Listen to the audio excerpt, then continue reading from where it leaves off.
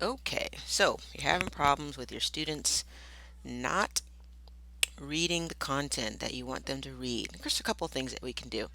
One of the things that I like to do is set up modules. So let me go into this course first. I'll show you this African American Lit class later. And because you're teaching online, you should have modules. And you can see here that I have modules. And what I can do is determine prerequisites for each of the modules. So when I go into the settings and turn on student view, I am now a student.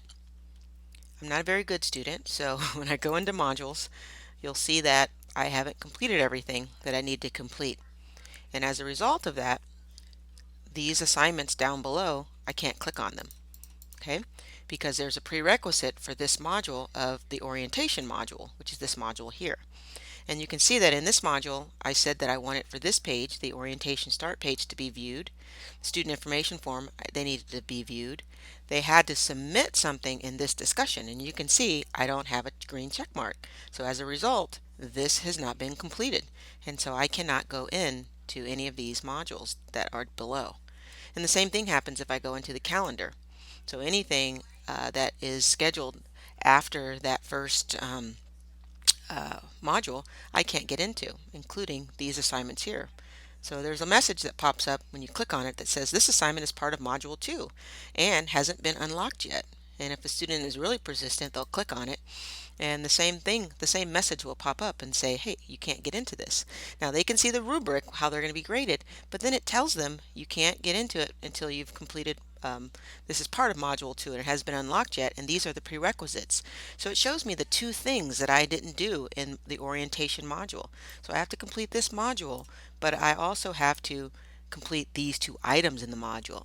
So what this would then do is prompt the student to go back to those modules. So that's one way of doing it. Now, in order to set up prerequisites, let me go out of student view. It's really easy to do. What you do is you go into a module. So let's go into module 3 and drop down menu and edit. And so I can set right here what the prerequisite is. So right now I don't lock down all of my stuff, but I could add a prerequisite of module 2.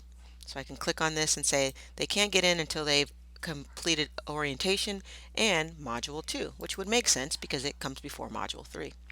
Now I'm in module 3, so what is it that the next module, what do students need to do to open up module 4? And so that's where you set in the requirements for module 3. So here are all the things I want for them to do. I want them to view, and these are the pages that have the readings on them. So if they're not reading those pages, the next module is not going to open. Now all they have to do is click on it to open the page. It doesn't mean they're going to read what's in there, but once they figure that out, they're still on to, let me just click on these assignments and do them. So I'll show you another way around that. But anyway, you can add as many requirements for each module as you want. And then when you go in, you can set up that the next module will not open until they've met all of those requirements. So for 4, I would say the prerequisite is module 3, and in order to complete module 3, that would be that list of all the things that I showed there. Now, one other way, because I have a lit class, and I find that your problem is the problem I have in my lit class, because there's a lot of reading, and students don't want to read all of it. So how do I get them to read in my English or E&H banned books? No, what is this class? African American Lit class. So what I had to do was, instead of giving tests for everything I wanted them to read, I did the same thing. I set up modules, but this time I took all of the reading that I wanted for them to read and I cut and pasted the content into Softchalk lessons. So you can see here that in this module, module 2 on slavery, on the slavery era, I have lessons. Here's 2 here, and here's 2 here. There's 3. Here's some down here. And so everything in this class that needs to be read is part of a lesson, as part of a lesson and an assignment. So not only are they going to be locked out of the next module if they don't score at least a 6 on this reading or score at least a 5 on this reading, they're also losing these points. So what happens is I can also tell if students are engaging in this content instead of just giving them, like this was just a website that I sent them to read these poems by Lucy Terry. I would never know if they read them unless I give them a quiz.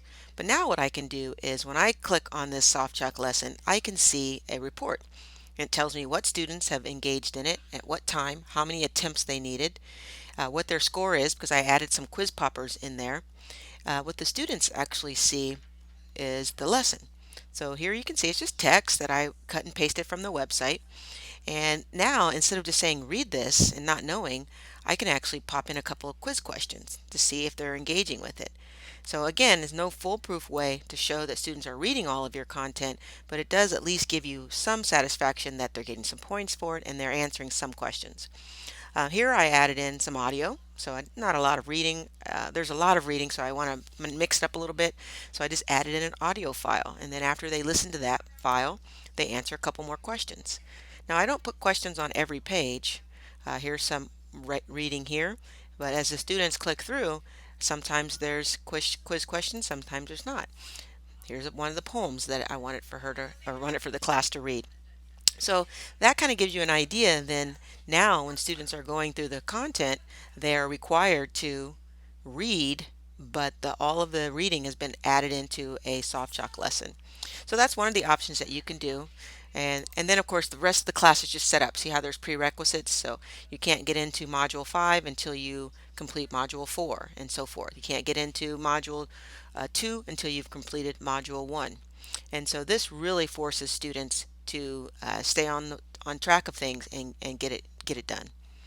Okay, so hopefully that helps show you one or two ways to curb students just not doing what you really want for them to do.